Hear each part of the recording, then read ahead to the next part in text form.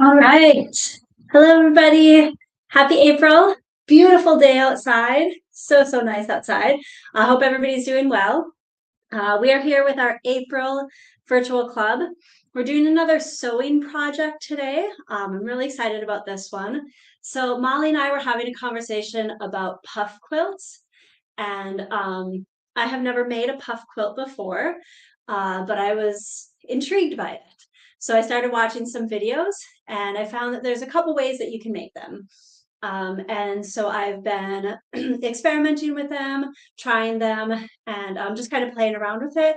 And I thought that might make a really fun club, something to share with you guys. So that's how this came about.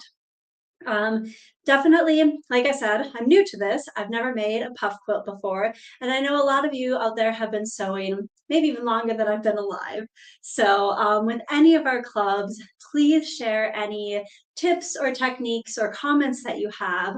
I never take them as a negative. I love to learn more. I love to know if there's a better way to do something than what I'm showing you guys. It's the whole part of our club. The whole point of our club is so we can all kind of learn together and share our knowledge. So thank you guys so much for joining me. I'm really excited for today. We're going to do some puff quilts. So what you'll need for today excuse me, is of course some fabric. We'll talk about what size we're cutting to this and what size we're cutting this to in just a minute. Goodness, excuse me. We're going to need some Minky fabric. That'll be another part of the club, is talking about best practices for sewing on Minky fabric, because it can be tricky sometimes. So we'll also need some pins. A nice little awl or pointy little tool is very helpful to have. Of course, we'll need some polyfill, some kind of stuffing for inside our puff quilt. We'll use a pressing cloth. This is the June Taylor 100% cotton pressing cloth.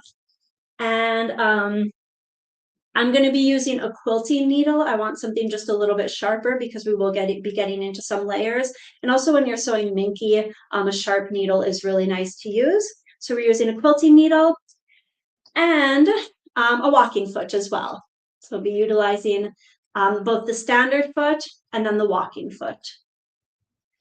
I think that's it. I think we're ready to get going. All right, let's do this. I'm going to turn the camera around here.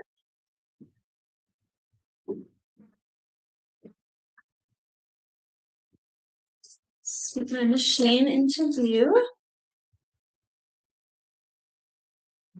All right, I'm going to be using the Brother PS500 for class today. It's a really nice machine. Gives you about 8.3 inches in the bed of the machine here. Basic stitches on the front, which we'll just be using a straight stitch today. But then, of course, we have a lot more stitch options to choose from, some decoratives, some fonts, and things like that. We won't be utilizing those today, but let's jump in here. So I want to put a quilting needle in the machine. When I'm putting a new needle in my machine, I always want to make sure the flat side of the needle is facing away from me, at least on home machines like this. With the Juki straight stitch, which sometimes I use in class, the flat side of the needle actually faces towards the machine, so on the right.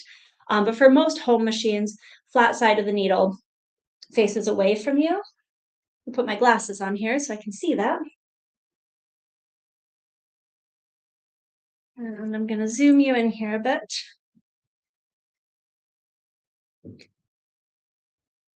So I just want to show you, when you put a new needle in a machine, oftentimes there's this window up here above where we're inserting the needle, and we'll be able to see that the needle's up as high as it can go. So that's really going to be very important that we ensure that the needle's up all the way. Sometimes if we don't loosen this screw enough, it might feel like the needle's all the way up, but it may not be all the way up. So I'm going to go ahead and take out this old needle.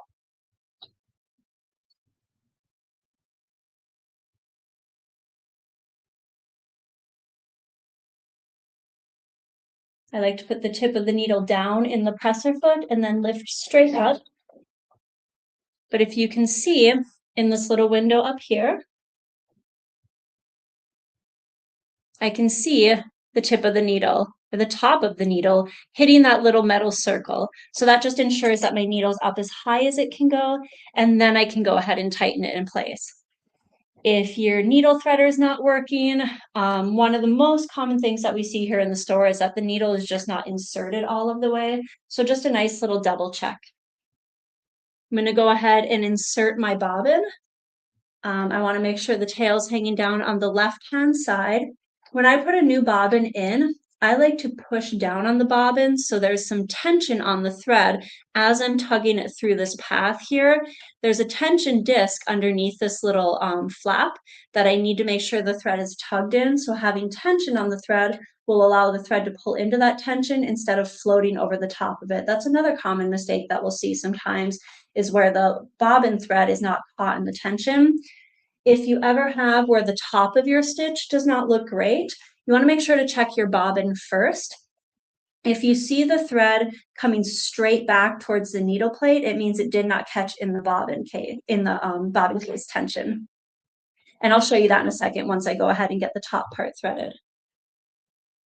When you thread any sewing machine, specifically ones with needle threaders, you want to make sure that the needle's in the upmost position. So we're going to do needle down, needle up. That just pops the needle to the utmost position. I also never want to thread a sewing machine when the presser foot is down. When your foot's down, that closes the tension discs in the machine. And some of the machines even have this little door that will close as a reminder, oh, you forgot to lift your foot up. And then when we lift that foot up, that door along our threading path opens. So it's a nice little safety check there. Now that my needle's all the way up and my presser foot is up, I'm just going to go ahead and thread the machine, following the numbers. When I get down here to the needle threader, I'm going to make sure I wrap the thread around the left side and cut it off. I don't want to be holding that thread tail when I engage the needle threader. And then with the push of the lever on the side of the machine, threads my needle for me. I just want to do a quick needle down, needle up so I can show you what I was talking about in the bobbin area. If the top of your stitch ever looks off, you want to open up your bobbin cover, but don't take the bobbin out right away. If I see the thread is coming from the front and then heading to the back, that's a good sign that my thread is caught in the front tension. So see how my thread is coming from here and going straight back. If I ever open my bobbin door and I see something like this, where my bobbin thread is just heading straight back, not sure if you can see just this little piece up here. So my bobbin thread is heading straight back. It means that I missed the tension, and it's normally because we didn't. Sometimes the thread can float over that little piece. It's hard to see. You can't see it with that the way the area is set up here. So once again, tail hanging down on the left. Push on the bobbin so there's some tension on the thread, and then slide it through the threading path, and you should be golden. All right, let's do this. Let's jump into this project. So I have two pieces of fabric, two different kinds of colors of fabric. So from the dog fabric, which is going to be the front fabric for my puff, I also have a different color for the back. This first technique, we're going to be creating individual little puffs or individual little pillows, and then working from there. So when I'm doing something like that, I have to have two different size squares. You can really do whatever size square you want. This is a 6-inch square, and then the back piece is a 5-inch square. So however big your front fabric is, you want to make the backing square 1 inch smaller. That's going to be really important to get that puff shape. I see a lot of from the research that I've been doing on puff quilts, many people will use a 5-inch top square, so then a 4-inch bottom piece. I really like the look. Well, I like the look of when the puffs are smaller, but I also like when they're a lot bigger. You know me, I like to get projects done fast and not a lot of fuss. So I'm going with a little bit bigger square. Okay, so to create these individual squares, I need one piece of each. To create the individual puffs, I'm sorry. I am going to put the wrong sides together. So right side down, right side up, and I'm going to line up the corner. Any corner, doesn't matter which one. Lining up the corner and then watching that both of those edges are even. Now, of course, I'm going to have some overhang on the other side. That's totally fine. I want to look at my machine. I want to use a 1/4 inch stitch. With the Brother PS 500, there is a 1/4 inch stitch built right into the machine. So if we look up here at this first menu of stitches that we have, let's see if it's going to, looks a little fuzzy there. Let me back out a bit or try to focus here. Yeah, there we go. I have this stitch number 25. Shows a straight line and then the letter P at the bottom. I have a couple P stitches. These are my piecing stitches. So this number 25 is a 1/4 inch from the right side of my J foot. Stitch number 26 is center needle position. I could use this if I purchased a 1/4 inch piecing foot with or without the guide on the side. I need my needle to be in the center. This is if I'm using the J foot. So that's what I want to use today. I don't have a 1/4 inch foot with this machine. So I'm going to use stitch number 25. So I'm going to choose this menu up here and type 25. This is the menu that I want. And I want stitch number 25. The machine is going to tell me to use the J foot. If I have a different foot on there, it may not be a 1/4 inch from the edge. So I'm going to put on my J foot, which is actually what I have on the machine already. You'll notice the needle is not in the center position. The needle has scooted over, so it is a perfect 1/4 inch from the edge of my foot. So I will be following the edge of my fabric along the edge of my J foot. Here we go. I have my 2 edges that I've placed together. I'm going to start at this corner here, lining up the edge of my fabric along the edge of my foot. The other thing that I love about this piecing stitch is it has also adjusted the length for me.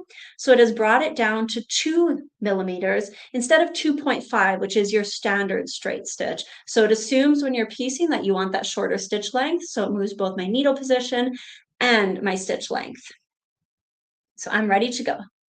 I want to sew just a couple stitches down. I don't need to do any locking.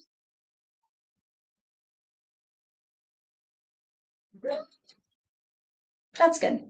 And now what I want to do is pause. I need to pick up the bottom of this line that I'm stitching, and I'm going to push the fabric up so now I can line up the bottom edges. Both the right side and the bottom side of my fabric, I want it to be lined up. And now I have this extra fabric in the middle, this little fold of fabric. So what I want to do is I want to take this and I want to pinch it together and then push it in one direction. It doesn't matter if I pull it towards me or push it away from me. I just want to be a little consistent with that. Maybe not doing one towards me and one away from me. So my hand out of the way there, pinch together, and I will push the fabric away from me. And now I'm just going to continue sewing all the way down my fabric. This is where it's really nice to have that sharp like awl tool, AWL. That's going to help me hold this fold in place as it moves under the presser foot without my fingers having to get too close to the needle.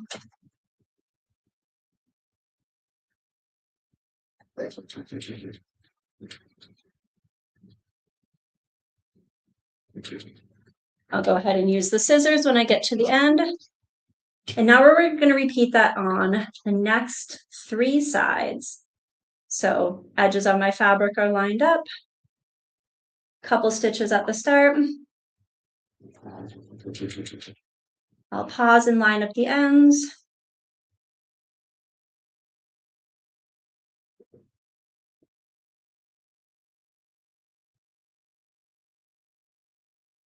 Pinch the fabric together and fold it away. I am trying to eyeball where like the center of this row of stitching that I'm doing is, so I can try to get that pinch and fold towards the center of my square.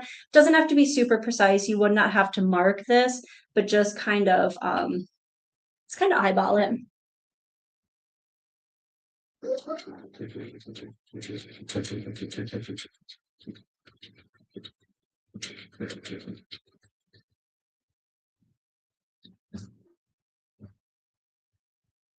If your edges get off a little bit when you're sewing, so that's shifted slightly, it's totally fine. We're not gonna have to worry about that.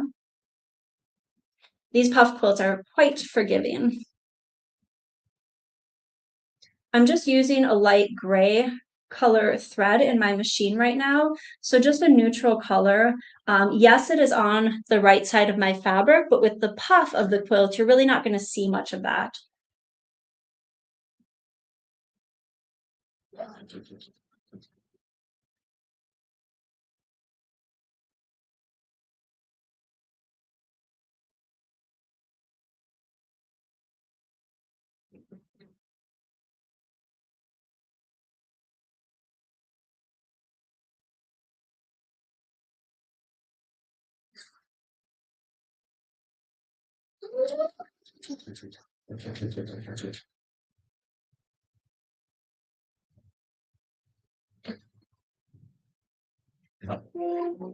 Okay, now that I have 3 sides sewn, you can see how I've created this little pocket here. So now I'm going to take my polyfill.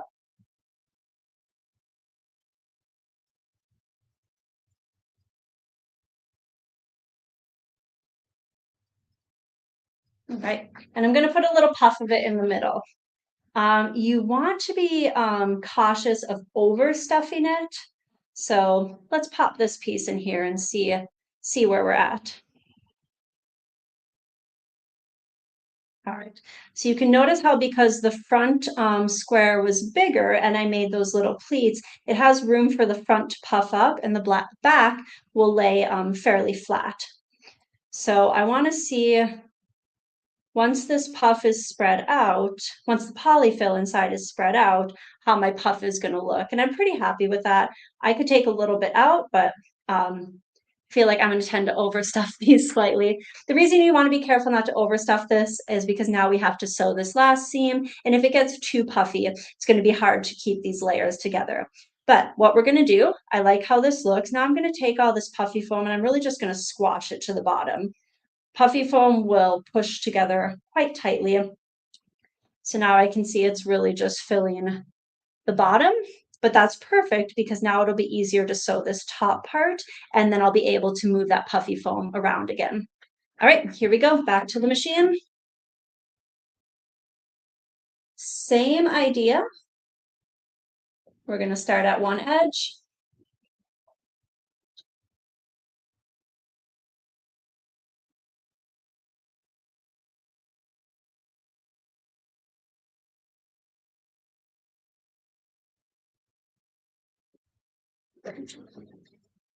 Just a couple stitches.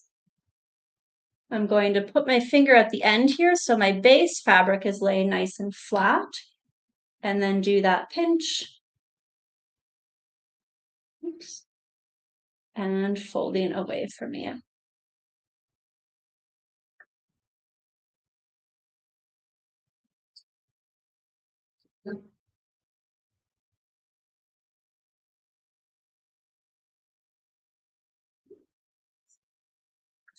Go.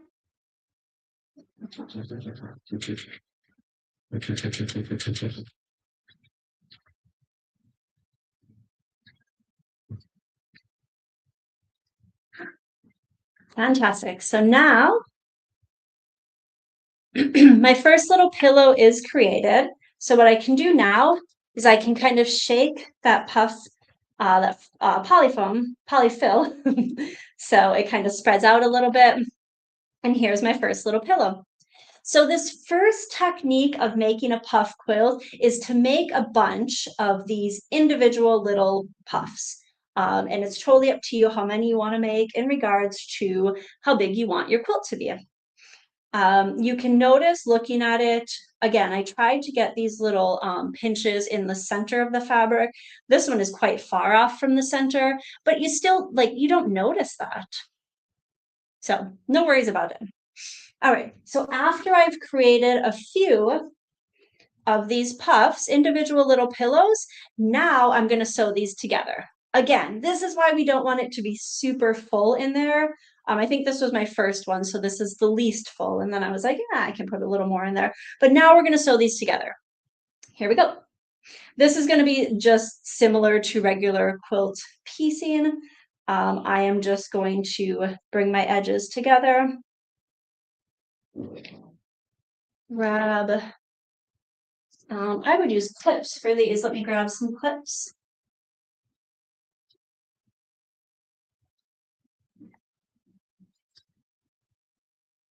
Maybe just to temporarily hold one edge in place. And then the center. And then we'll just pop this right into the machine. So now that I have my pieces, my edges together that I want to sew, I am usually going to just kind of shake it a little bit, try to get that fill pushed away a little bit so I can bring this nice and flat into the machine. One more time with my 1/4 inch.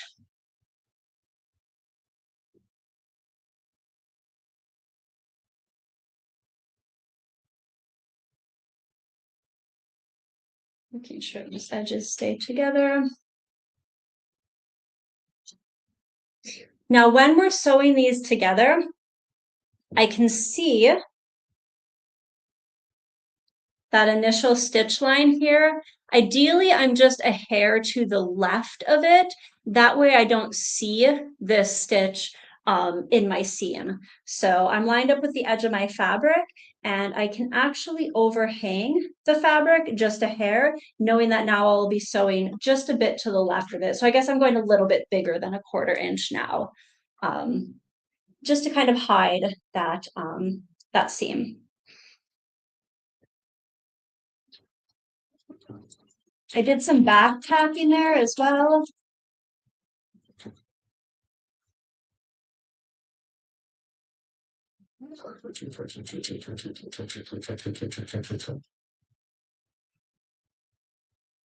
Sure my ends are lined up.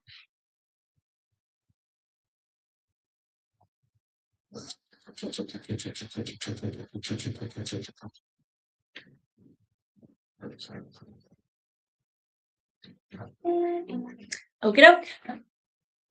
So now we can see I have my two pieces together. So I can see a little bit here where I didn't get past that stitch. So you may see a little bit of your stitch, but you'll notice, like with the whole quilt laying flat and the puffiness, unless you're, pushing those puffs apart to kind of see if you caught the seam, you're really not going to notice it at all.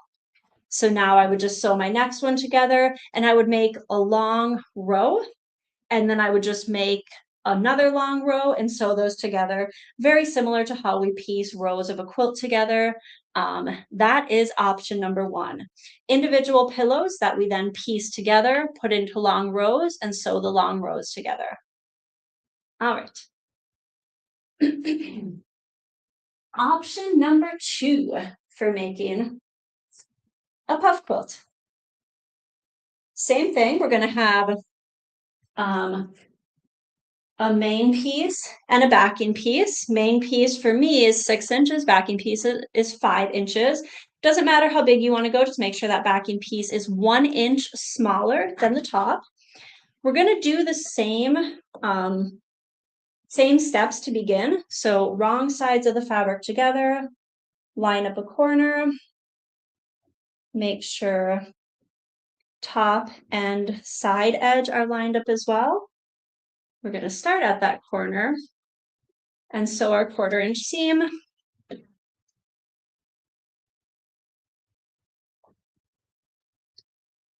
A couple stitches down, we'll pause, and we'll fold it up and make our little pinch.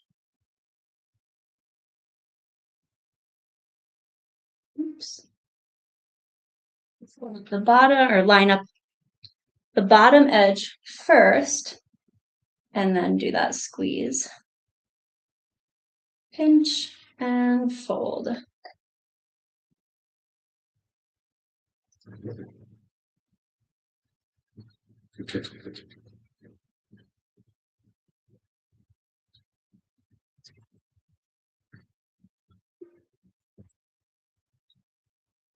We're going to repeat this on 3 sides, same as we did with the first piece.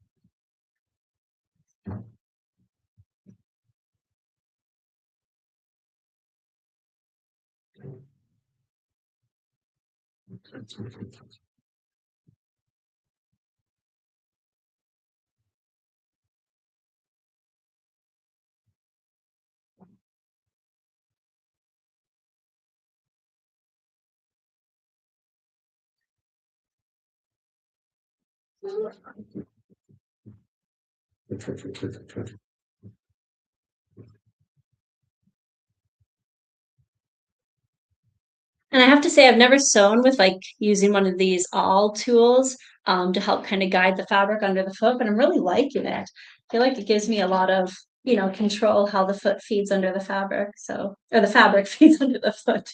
You know what I mean? Okay. So we've created our little pocket just like we did the first one. So how is this technique different? Well, this second way of making a puff quilt is we're going to make a bunch of these little pockets, and now we're going to sew the pockets together without stuffing them. So I have 2 other pockets here already created. So I'm going to sew these together. It's going to be a bit easier to sew this next seam because I don't have all of that puff in the middle yet. So I'll just bring those edges together. I can put a clip on it if I want. And again, I'm going to sew just ideally a hair past, like to the left of that stitch that I've already sewn. Line up the tops.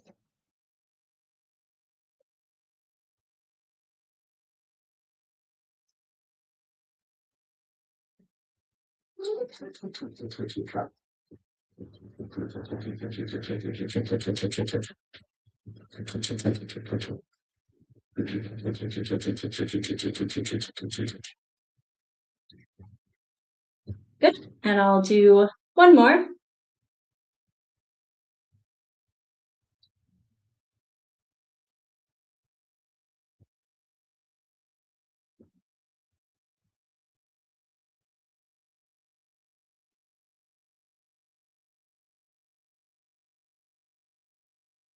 When I'm pinning that middle, I just like to make sure that the fold part is, remains folded and hasn't done anything weird there.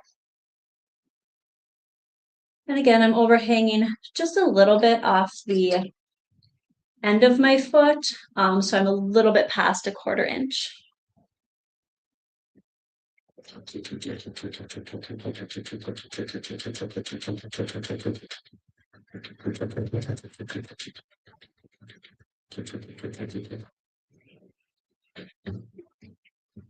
Wonderful. So you will continue to make these until you have your bottom strip of your quilt as long as you want it to be, just these little pockets. And then you're going to make a bunch of these. So you're going to make a bunch of these long rows of empty pockets, 1/4 inch pieced together, a little more than a 1/4 inch pieced together. So now what we're going to do, now that we have some pockets, is we're going to take our bottom row, once it's as long as we want it, and we're going to go ahead and stuff all 3 of these pockets, or 9 or 12 or however many pockets you have.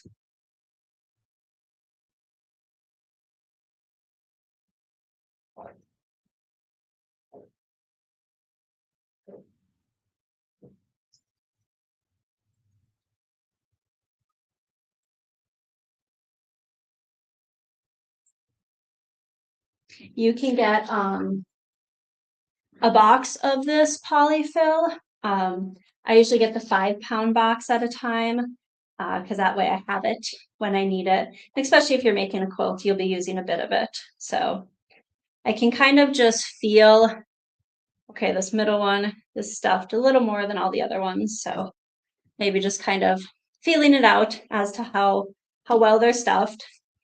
Feel like that's good. So now I'm gonna jam all that farther down so it's out of my stitch line. You can really kind of cram it into those bottom corners as well, because sometimes it doesn't always reach down there. Again, I'm just trying to get it out of the way for my next line of stitching.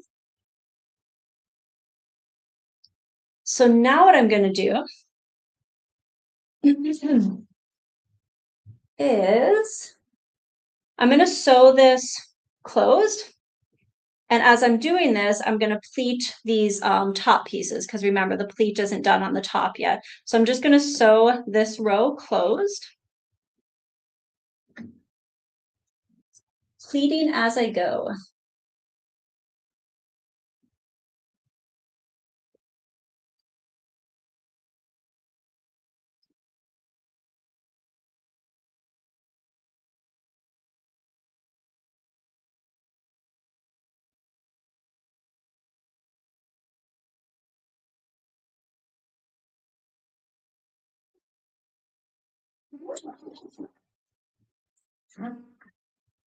Just a few stitches.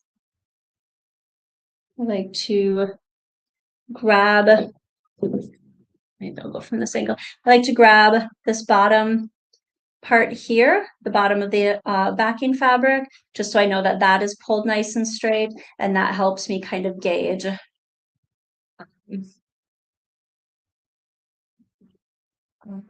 the excess on the top. There we go. Make sure it pinches all the way together before I fold it forward.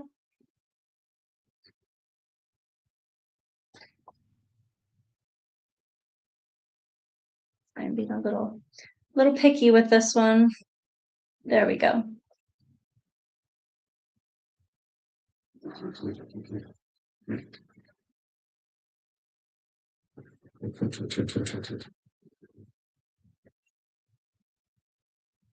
I'm going to sew till I get to that seam there.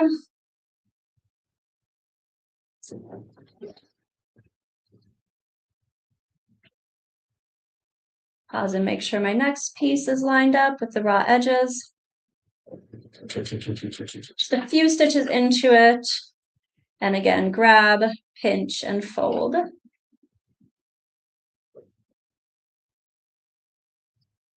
Shoving that puff out of the way.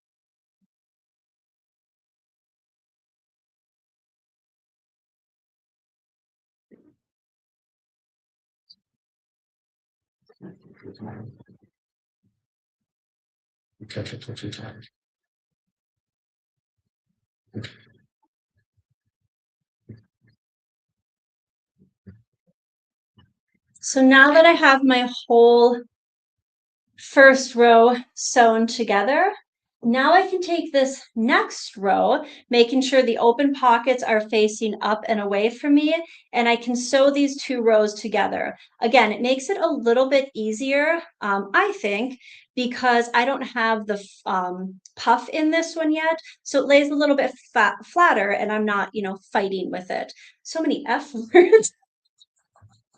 um, uh, anyways, let's pretend I didn't see the comment. Okay, so now we're gonna take the non-pocket side, and we're gonna line these up and sew it together. I'm just gonna put one little clip in here to get started, and then we'll just line it up as we go. One little clip to hold it, and from there we'll just adjust as needed.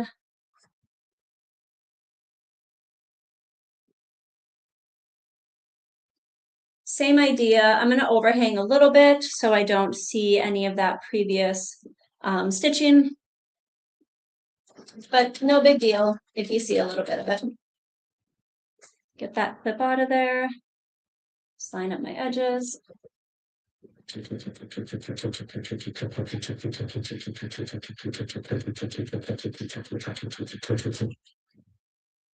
I probably at the seam should have made sure that my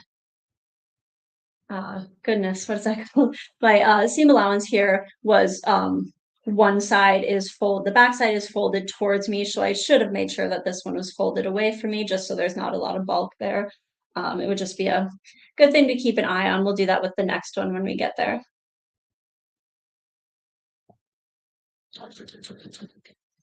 Whoa, we unthreaded. Let's see what happened. Oh, that's what happened. That's interesting. All right, let's deal with this.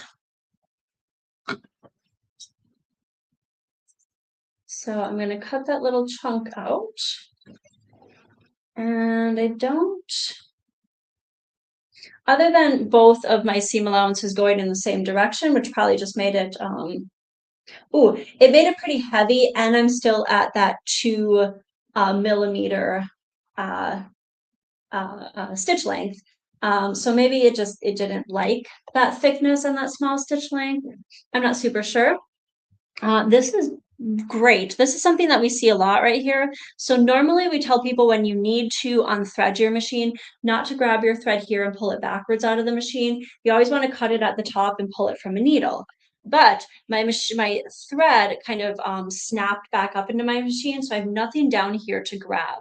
So instead of pulling the thread backwards out of the machine, what I want to do is I still want to cut the thread up here.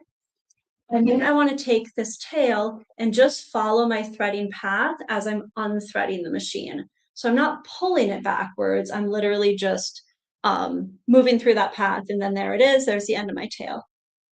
So we're still not pulling thread backwards out of the machine.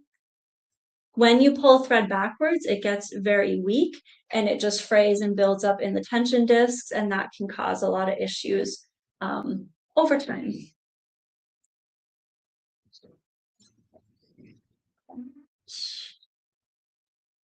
There we go. Okay. Yeah, let's carry on with this. So we are seaming these two together. Just because that happened, I do want to reset my bobbin as well.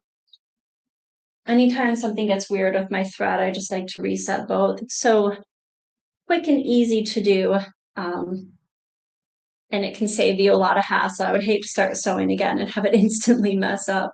Rather just take the extra moment to double check both. Okay, I'm going to start back just a little bit before my thread broke, just to reinforce these stitches. When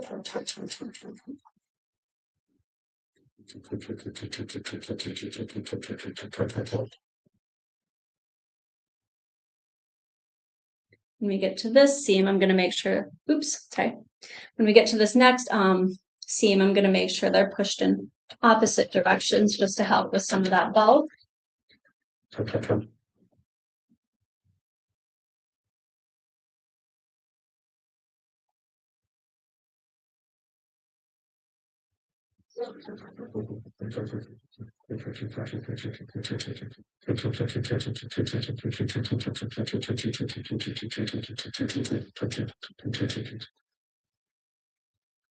All right, let's take a look at our rows here.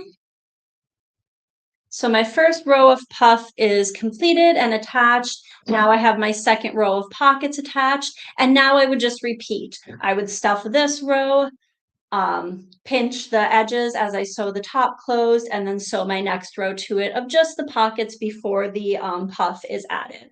So this is the second way. We create the little rows of pockets and just a little less bulk as we're sewing those rows together, but still same beautiful result. of that fun little puff quilt. Okay. The third option we have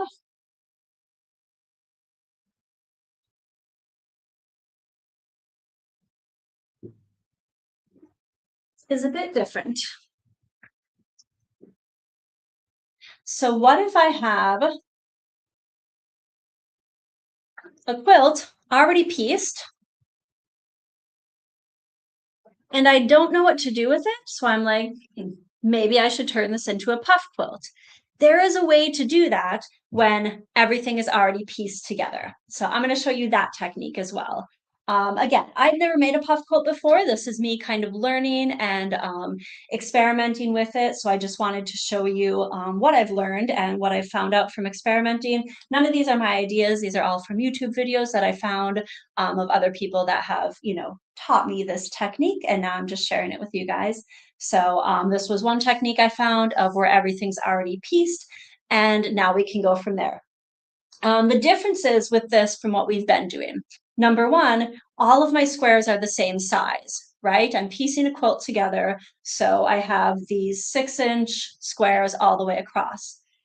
The thing I like about this is with my other quilts that the other puff quilts that I've been doing, I've always had to have that backing fabric 1 inch smaller.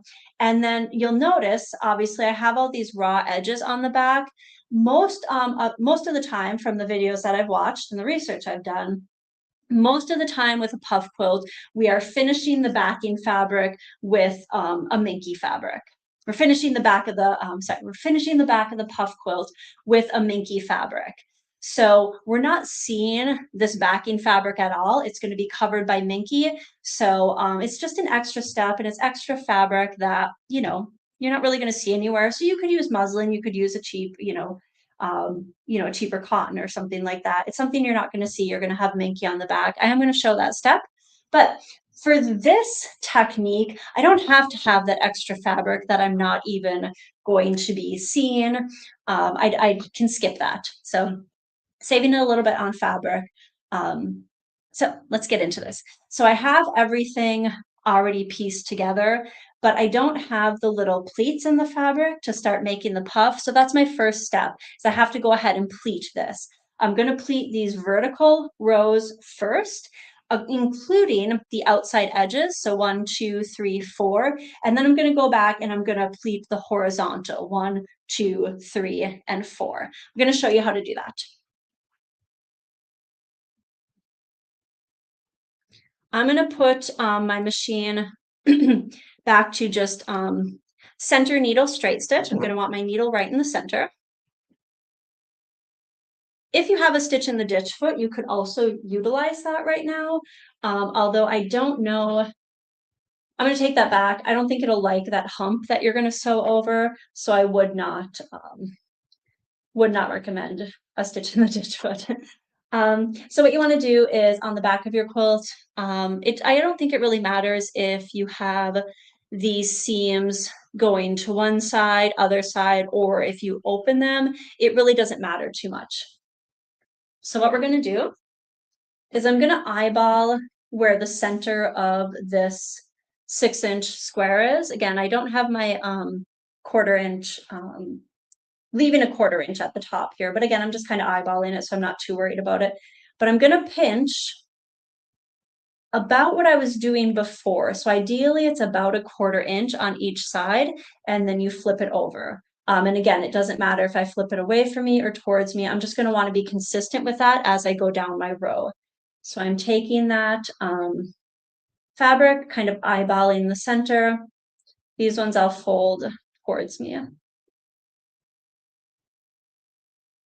Now what I want to do is I'm going to try to be in the ditch of the quilt. Again, I'm not too worried about it. That stitch you're not really going to see because of the puff in the fabric. So I am just sewing over that fold. And now I'm going to keep sewing down my seam, and I'm going to pause when I get to my next square. And I'm going to repeat the same thing. Pinch, fold, and sew. Again, I'm not marking that it's a perfect 1/4 inch that I'm pinching. I'm just eyeballing it.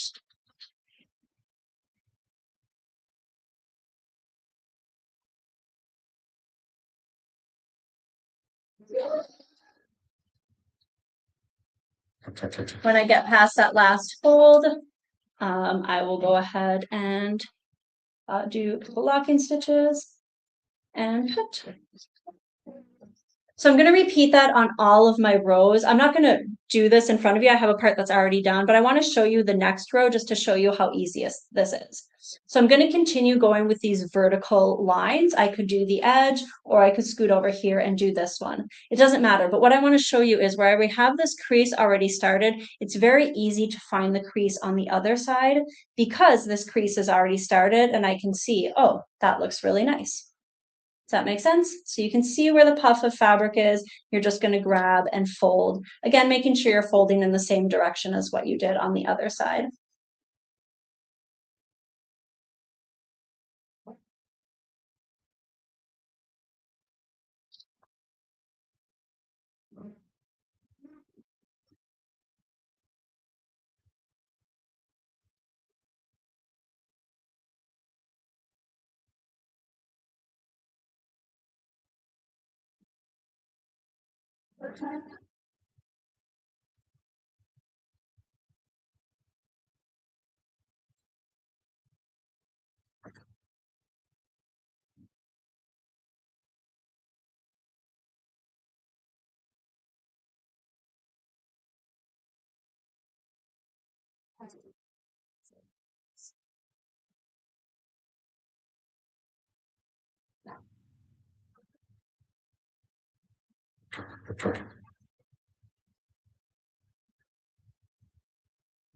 And again, I could sew all the way to the end, or I don't. It's not really necessary, so I just cut the thread.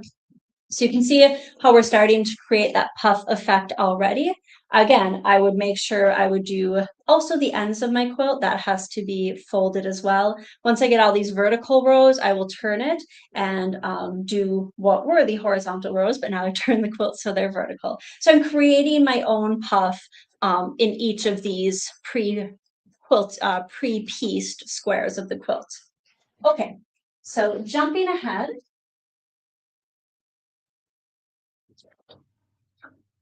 So I have done that to this fabric here.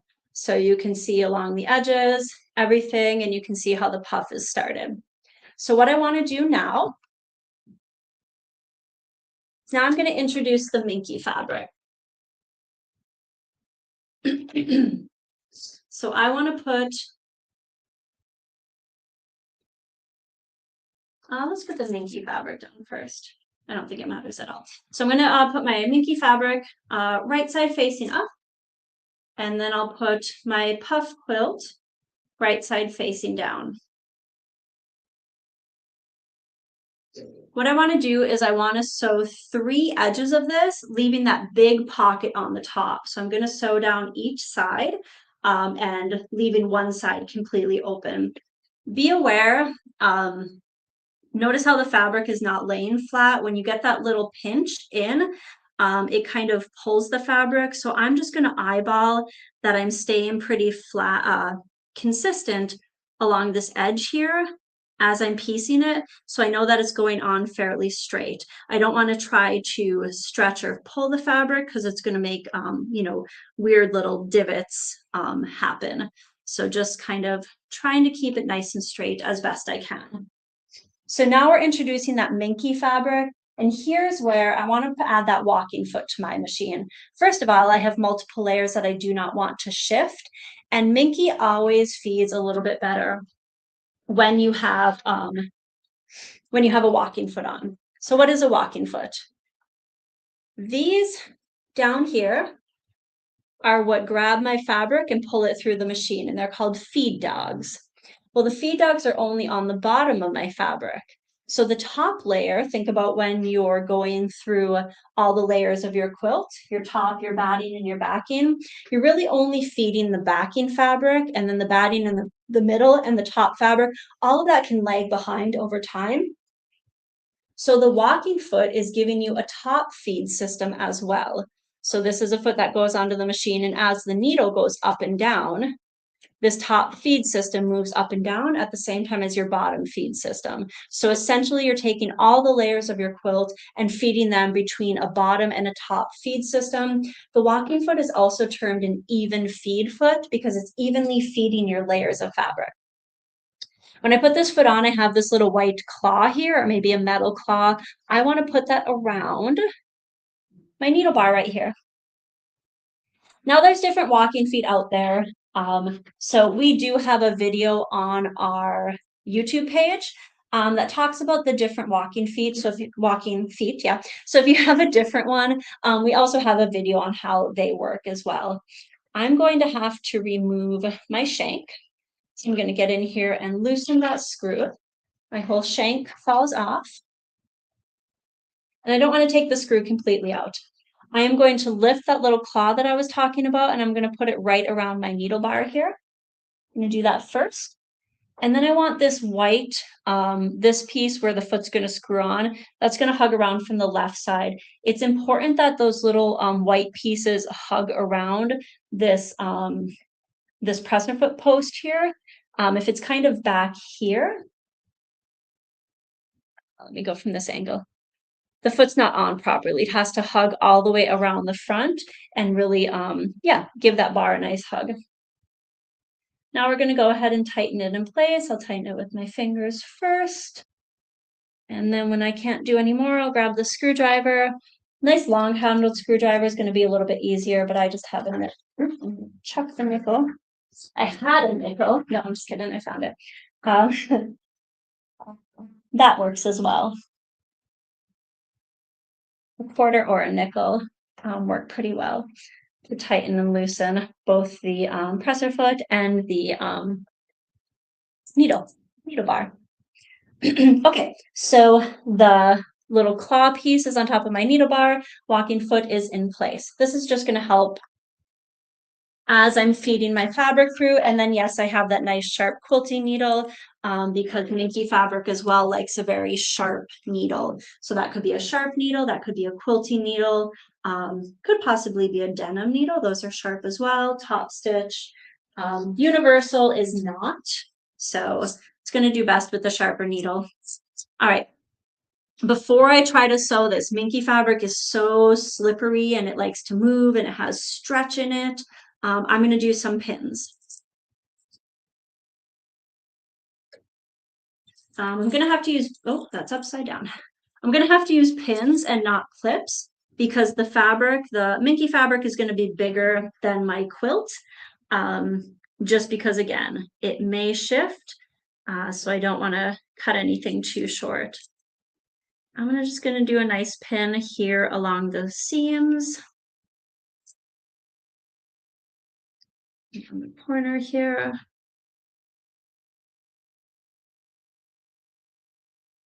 Just again, watching that my edges are looking nice and straight.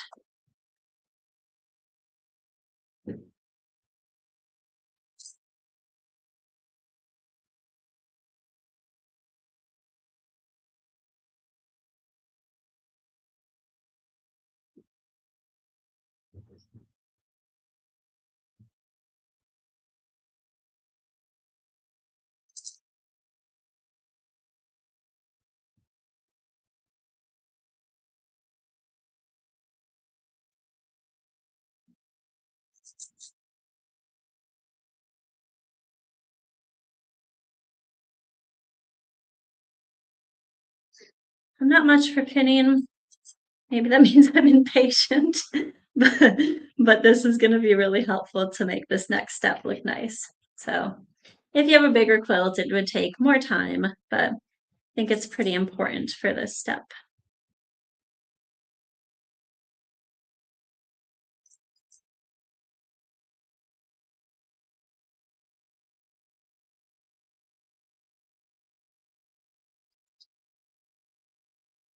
So the Sewing Expo is next week. I hope some of you guys are going to the Sewing Expo.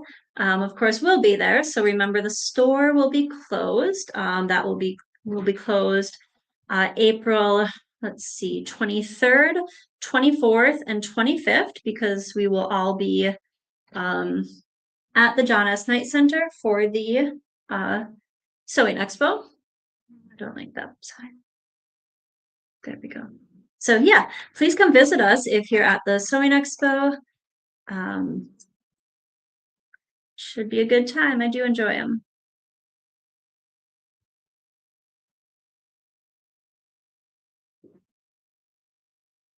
Okay, so I've gone all the way around on my mock quilt here, my little 9 patch. It looks, just being picky, like this side is a little bit longer than this side, so I'm wondering if just gonna see if pin that correctly. One last double check here before I jump in. Okay, that looks great. Everything is pinned and held in place. So now what I'm going to do is I'm going to sew down those 3 sides, keeping one side open.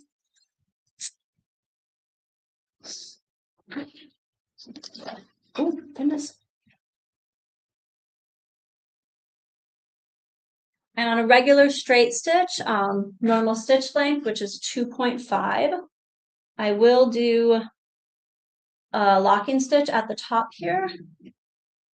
And I'm going to use roughly what I'm guessing to be a 1/2 inch seam allowance. What I'm doing is I'm just following the edge of my cotton fabric along the edge of my walking foot, and my needle's in the center position.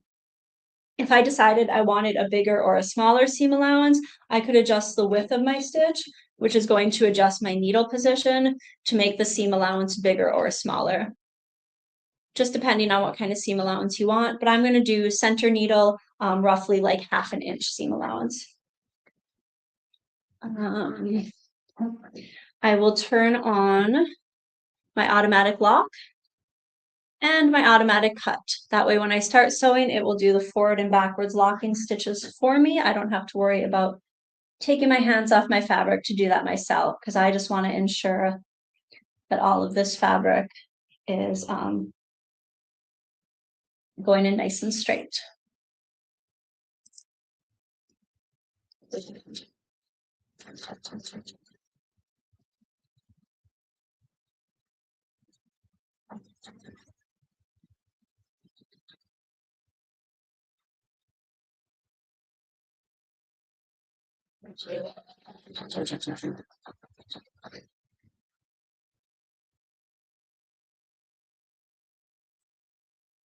Making sure I'm not pulling on anything.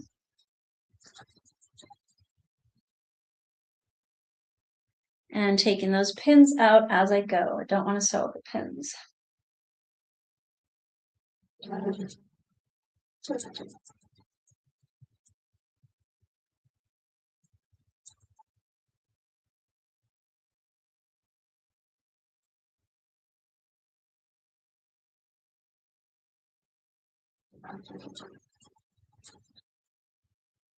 Gonna eyeball 1/2 inch and turn that corner. I think I stopped a stitch short.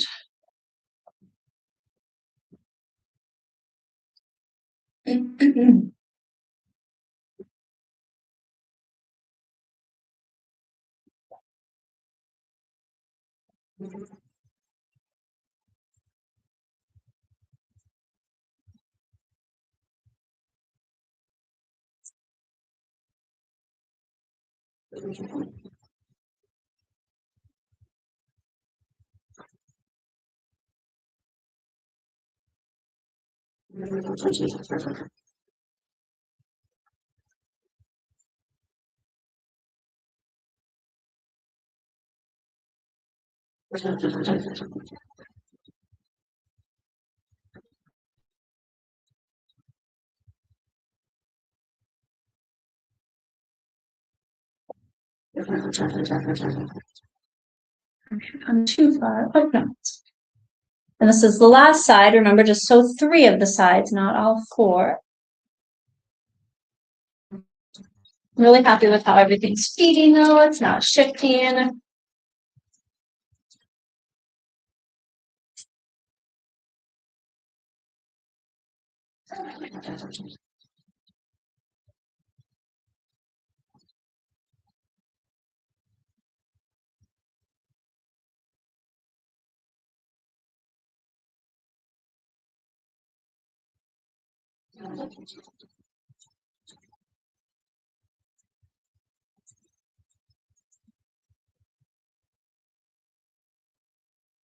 Okay, I'll do some back stitching here.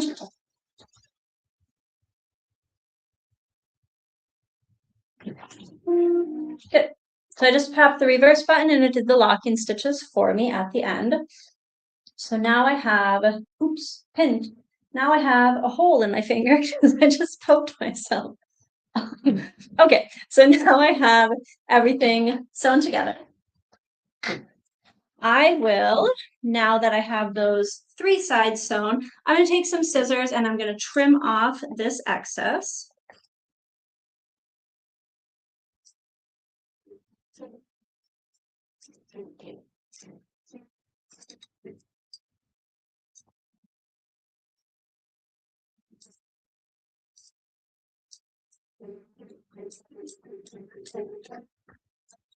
Okay, bottom I'm not too well, it's fine.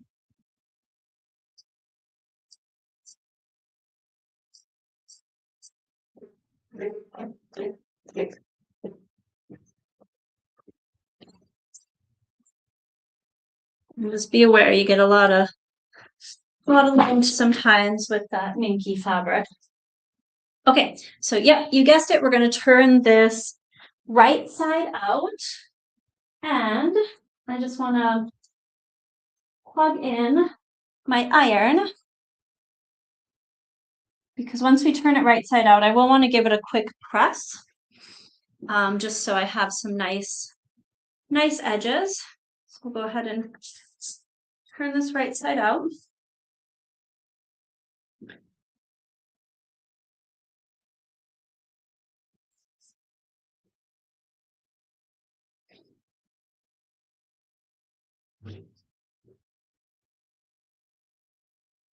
There we go. So now what I want to do is give it a nice little press so I have some good clean edges here. I would take my time with this. I'm actually going to do it pretty quickly. If you do press this, you do want to use a pressing cloth. If you touch the Minky with the iron, it normally doesn't, I don't think it likes it too much. And you can ruin like the texture and the fluff of the Minky as well. Now that I'm looking at this, I think I'm gonna forego the pressing and just go ahead and just like fold back the seams nice and clean as I'm stitching. I'm gonna do a quick top stitch all the way around the edge here, just to hold everything nicely in place.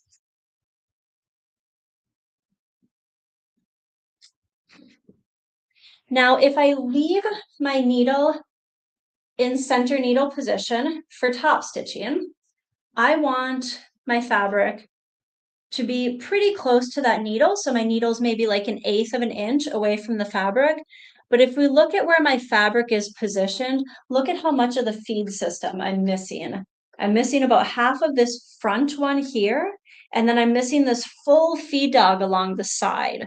So I don't recommend top stitching from center needle position. I'm going to scoot the needle as far over to the right as it can go, so I can scoot the fabric over farther to the right, so it's nicely on the feed system. If you ever get where you're top stitching in center needle position and it feels like it's just not feeding well, or it feels like it's like turning, it's because of, yeah, you're not using the whole feed system.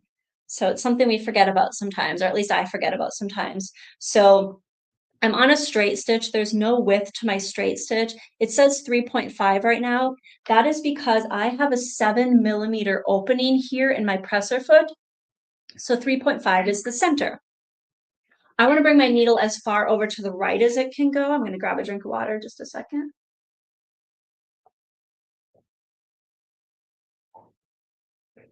All right. Thanks, Mom. Appreciate it. Appreciate the comment. All right. I am going to move my needle position as far to the right as it can go, which is 7. And then if I keep hitting the button, it just beeps and says, oh, can't go any farther. So now I can see, okay, my needle's all the way over here. So now I can scoot the fabric over and I'm on part of that feed system.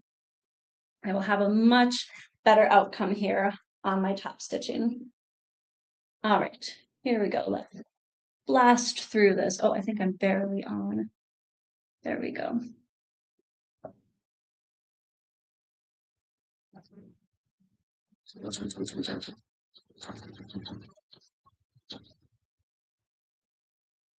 Did the locking stitches at the start. It wasn't super necessary, but also doesn't bother me.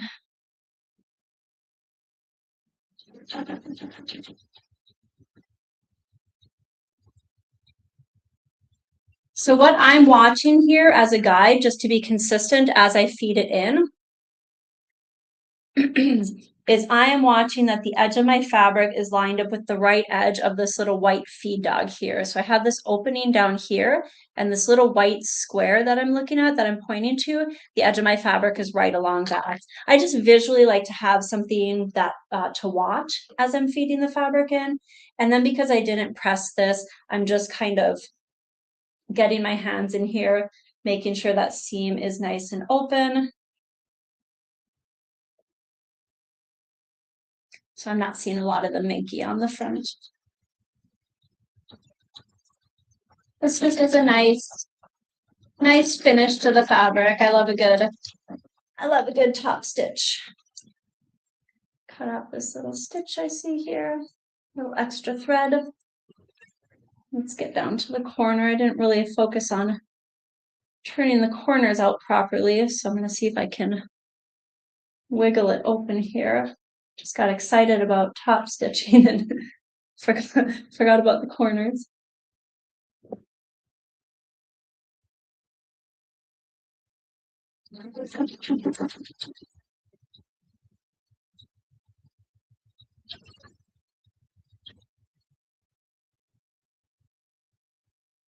I'll just slightly round the corners, not horrible.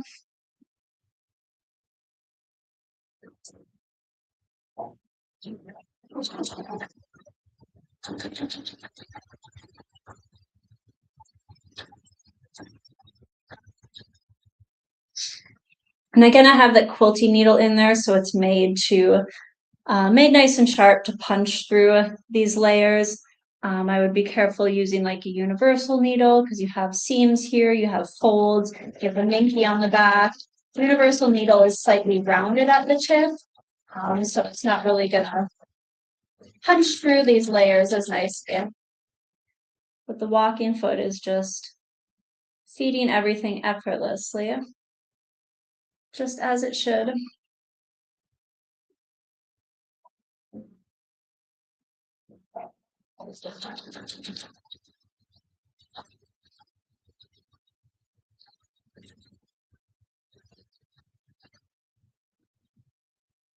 All right, I'm on the last side.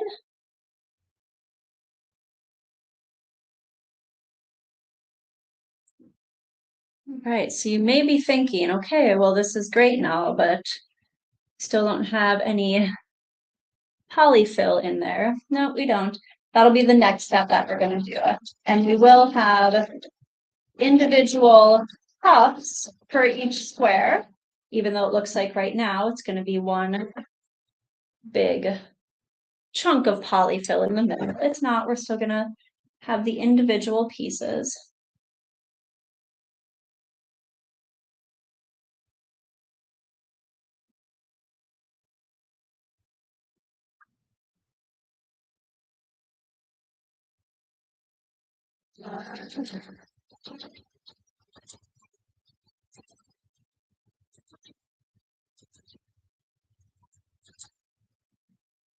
Last little bit.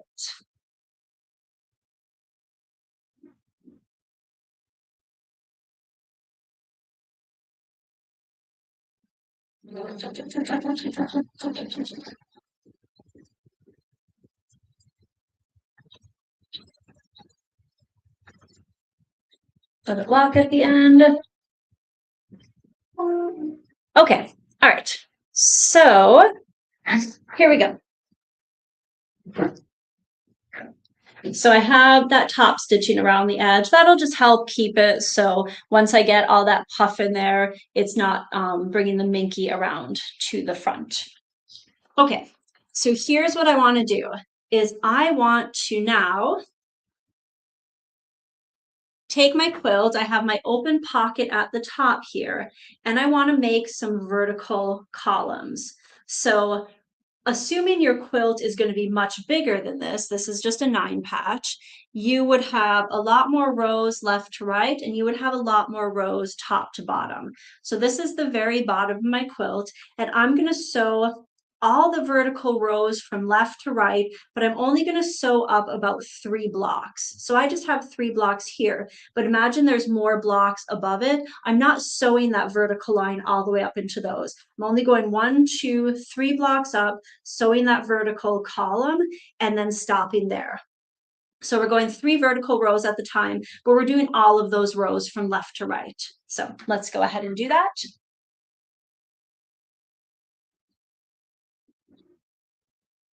I can bring my machine back to center needle position. I'm going to sew from the bottom of my quilt up those 3 rows, because again, fabric has a lot of shift to it, and I would rather it shift up than down into where I already have this stitch here. And I'm just stitching in the ditch.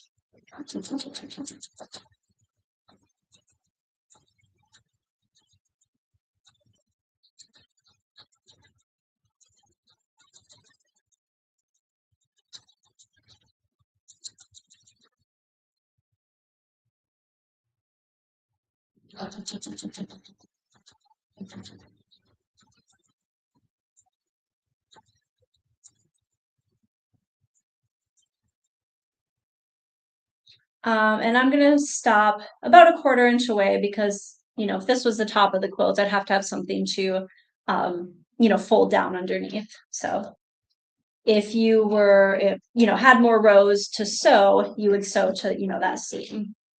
All right, so what this has done is it's created this column along the back of my Minky. And I could have changed the color so it matched, but I just have white in the bobbin right now.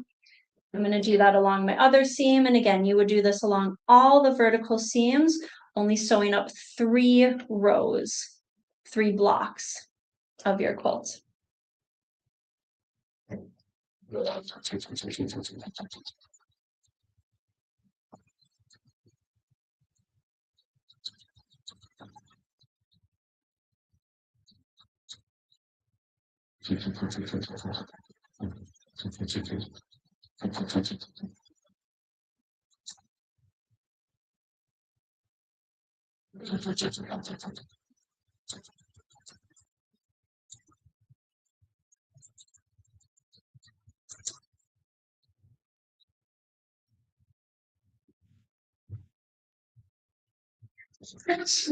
Okay. So now I have these long tubes in my quilt. And we can see that a little bit better from the back. I have these long columns. So what I want to do is I'm going to take a little ball of puff, just enough for this bottom corner.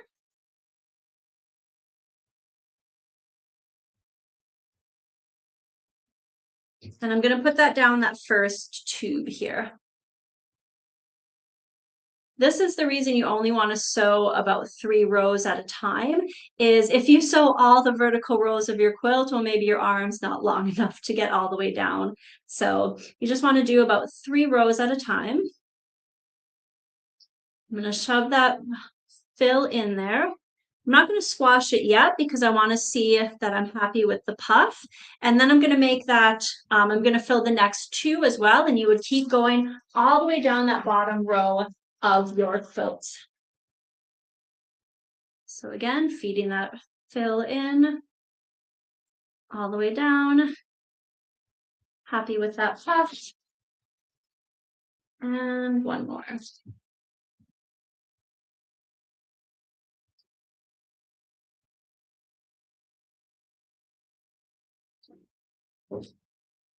Once the whole bottom row is filled and I'm happy with how it looks, now what I want to do is I want to shove that foam farther down, and I'm going to sew across this horizontal seam to go ahead and keep that foam or fiber fill. Oh my gosh, so many words.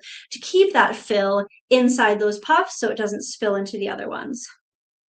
So instead of creating individual pillows that you're sewing together, this one's quite different, where you just piece it like a regular quilt top, put your backing fabric on, and then fill the rows individually. So I shove that fill down, bring my machine back over.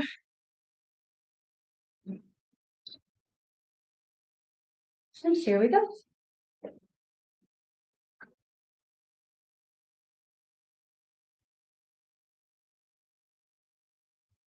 And I'm just stitching right in the ditch.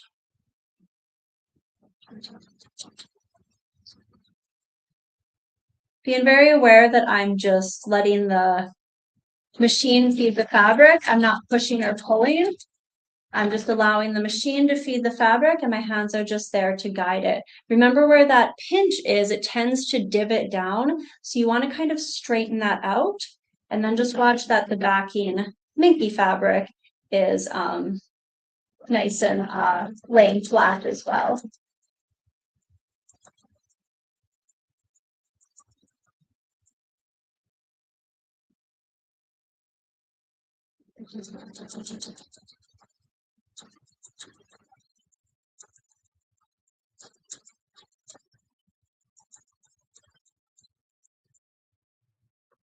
Some lock-in stitches.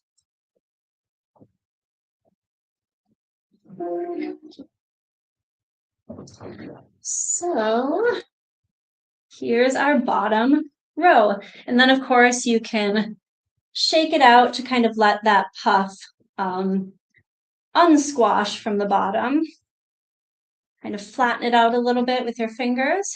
And there is the bottom row of your puff quilt. We will repeat filling, sewing our horizontal seam, filling the next row, sewing the horizontal seam. Once you get that done, then you'll sew up 3 more squares, making those columns, and keep filling. So 3 at a time, just so you could do 2 or 4 or whatever. Just don't sew the whole vertical columns. It's going to be really hard to get your fill, all the way down where it needs to be. So just because we have some time, I'll go ahead and sew this next row. And then before we're done, I'd like to talk about some of our upcoming events that we have on the website, and answer any questions that you guys may have. I'd like to know if anybody out there has made a puff quilt before. Again, if you have, let me know which technique you used. And any tips or tricks or things that you ran into that you loved or you would change. Again, we're all just here to learn and grow from each other. So I shoved all 3 on that second row. I'm going to cram that fill down to get it out of my stitch line. Again, just being aware that I'm not overfilling them. It'll just make it harder to sew that seam line, and it's really not necessary. It doesn't need to be rock solid in there if you want it to be comfy. All right, let's put this back on.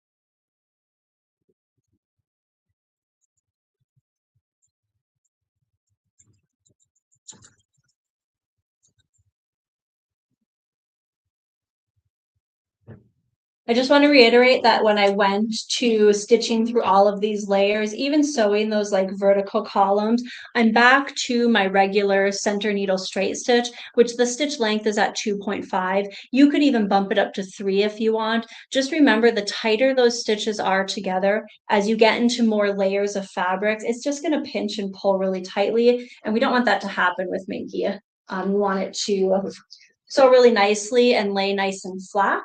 You don't want it to kind of pucker. So this, all the stitches look really good, but if we had kept it at that really skinny 2mm stitch, it may have done some weird things to our Minky fabric.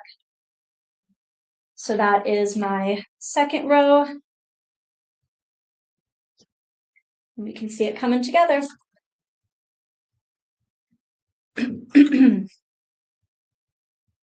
Go if I can finish this top row. Because now I'm excited to see it finished.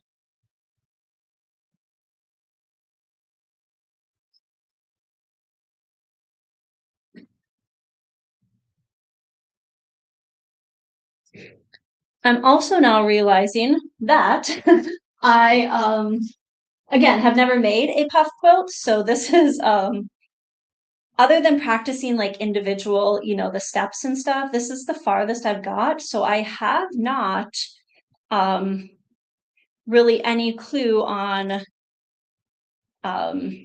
if puff quilts usually just leave the edge of the fabric like this. If you bind, I guess you could bind the edge if you wanted to. Yeah, I'm not sure. I'm at a loss here. Let's see here. Oh my gosh, my mom. She made one over 20 years ago for her friend. She swore she would never do one again. But I imagine you struggled with it a little bit. But she did say you changed my mind. Let's see. She said, she sewed all the pillows separately and then sewed them together. I agree, Mom. Of all the techniques we did here, so sewing the little pockets rows together or sewing the individual pillows together, I find sewing the pillows together was the hardest, especially as you start sewing like 2 rows of pillows together. You're just dealing with a lot of bulk there. But yeah, I don't know. They're all just different steps, I guess. Okay, so very quickly, let's kind of figure this out. Let's see. I imagine at the top, we would want to fold these raw edges in, but that's going to be quite a pain. So if I fold this in that 1/4 inch and fold this in,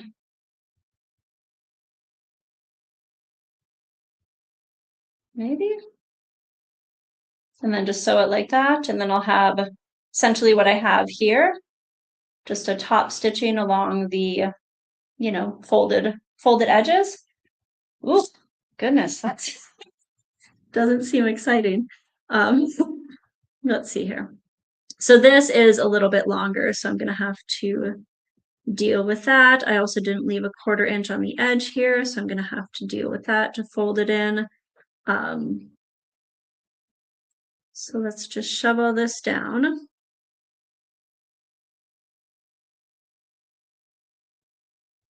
I'm just going to sew a straight line, and I think once it's held together, nope, because then I'll have raw edges there.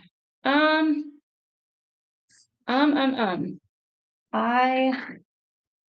feel like that's going to be really hard to hold. Oh, I guess I could pin these in place. I don't know why I never think of using pins or clips.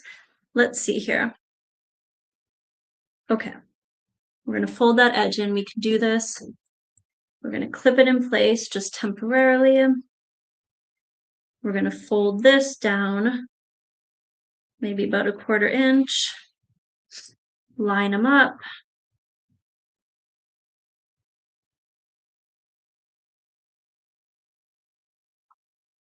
Get down there and clip that in place. So this is just my guess as to how we would finish this. Because yeah, I don't know, I stopped the video.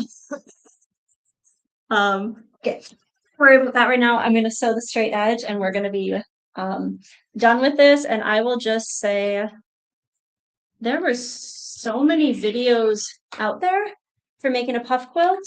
I imagine you will have many options. When I was looking at pictures of puff quilts as well, some of them had like a binded edge, some of them had like a ruffled edge, almost like a pillow. So I guess there's, many ways to finish it. I'm just happy to have created one, so that's where I'm at today.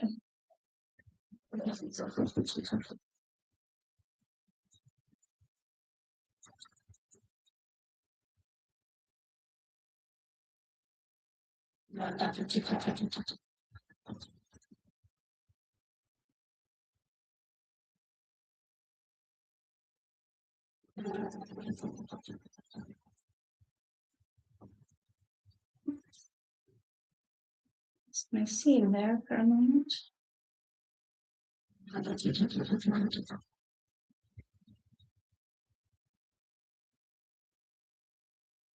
The edge, straighten that.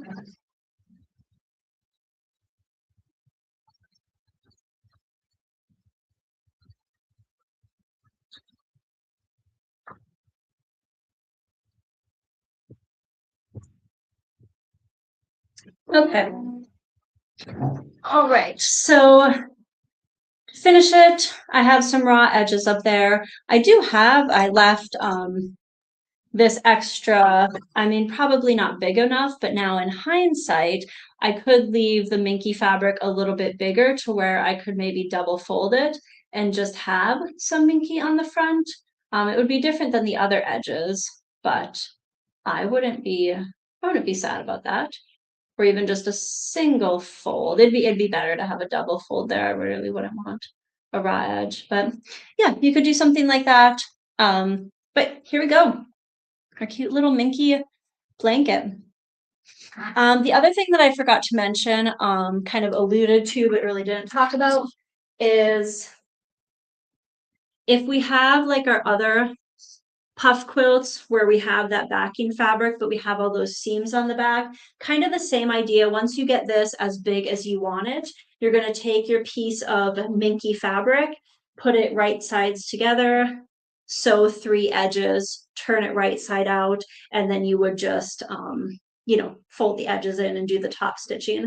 So same idea. All of the videos that I saw used Minky for the back. So that must be the go-to for backing your puff quilts. So that's that. Thank you guys so much. We have the 3 different techniques. Remember, if you have any questions, you can always put those in the comments. I do try to go back and check the comments after the club is over. And let me jump back here. I want to quickly open up our website and just tell you about a few of our upcoming events. Okay, so I'm gonna scoot the computer over here so I can see. All right. So events on our website. Yeah, so next week is the Sewing Expo. The store will be closed Thursday, Friday, and Saturday because we'll be in Akron at the Sewing Expo.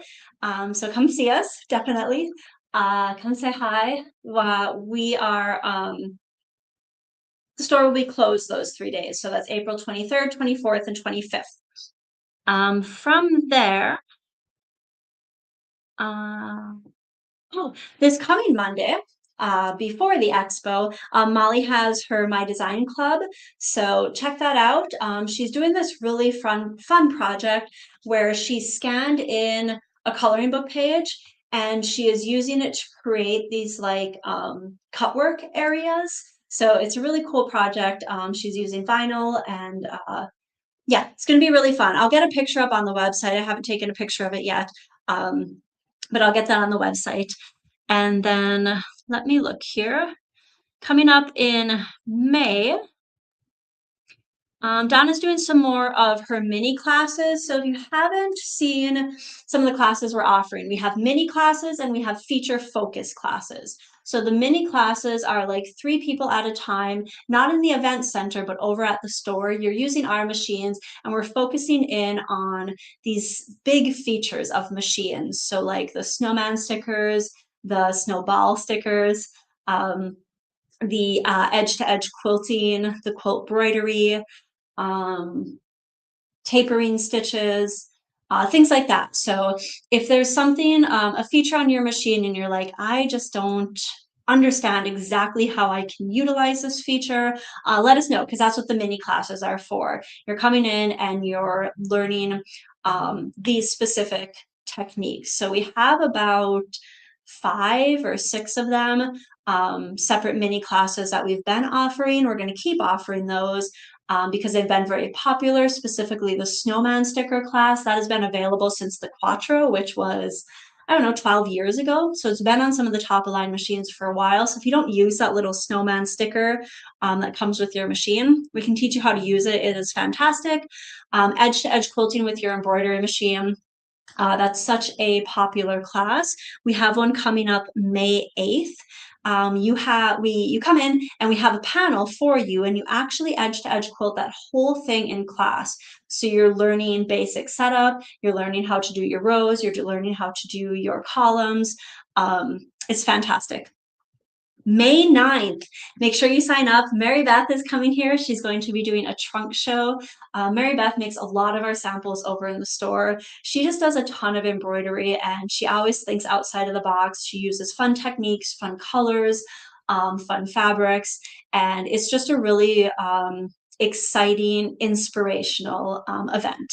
It's on Mother's Day weekend, so just a celebration of all of our mothers out there. So yeah, that is a, let's see here. Saturday, May 9th from 11 to 1. This is an absolutely free event. Everybody can show up and just come and get inspired. What can you do with your machine? If you've purchased the Floriani Total Control U software from us, remember we've been doing like bi-monthly classes on that. So we have another one coming up May 22nd. If you have not purchased your machine from us, we do have a beginner serger and a beginner sewing class coming up. So I say this, if you purchased your sewing machine or your serger from us as well, you're more than welcome to jump into these classes. Sometimes in your machine classes, whether it's a serger or a sewing machine, we're very much honed into teaching you the features of that machine. These beginner serger and beginner sewing classes are just in general, like what is a serger, what is a sewing machine, how do they work? These are best practices for threading. Everybody almost always brings their own machine. You can rent a machine if you don't have a serger yet and you're like, hey, what would I use a serger for? You can sign up for the class. You can rent a serger. Or if you have a serger that you didn't purchase from us and you haven't been able to get classes anywhere, come to that beginner serger class or that beginner sewing machine class.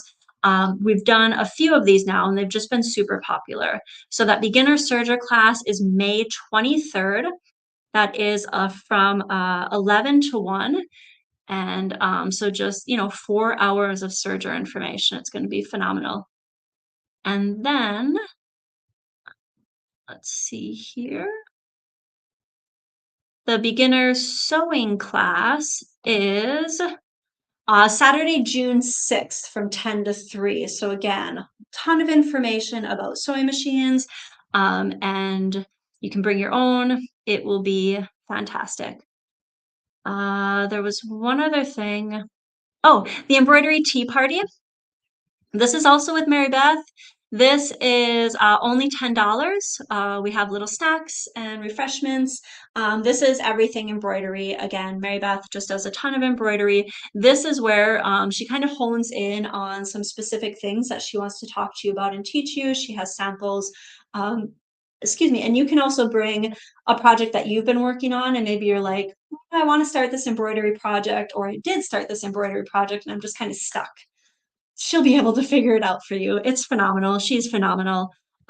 So make sure you sign up for that. That is Saturday, June 13th from 11 to 1. And we've talked about beginner classes. We also have a beginner quilting class. So if you are like, all these quilting techniques are really cool, but it's still kind of above my head. I don't really understand some of the terminology. I don't understand much about quilting. We have a beginner quilting series. So this is a 4-part series. They're on 4 Wednesdays in a row. So 4 Wednesdays in a row. It's from 10 to 4 each day. 18, that's 24 hours of quilting information. So it's going to be really fantastic. We provide the machines, we provide lunch. So you are going to be making 2 table runners in that class. So that is from cutting the fabric out to piecing it together to pressing. Pressing is so important. You're going to be binding, you're going to be doing borders, you're going to be doing sashing. I mean, there's, if you don't understand any of those terms, but you want to, this is the class for you. All of these are on our website, which is just barnessewing.com. All the information, pictures as well, and the link to sign up for it. But our phone number, if you have any questions, is 330-920-1583. I can't say how many times I've given out my home phone number instead of the store phone number. So yes, that is definitely the store phone number, 330-920-1583. We're always happy to help you guys here with any questions. I've gone past my time, so thank you guys so much. I really appreciate it. Let me see if there's any last questions. Oh, Mandy Chris is watching. Love you guys. All right, everybody have a great day. Take care.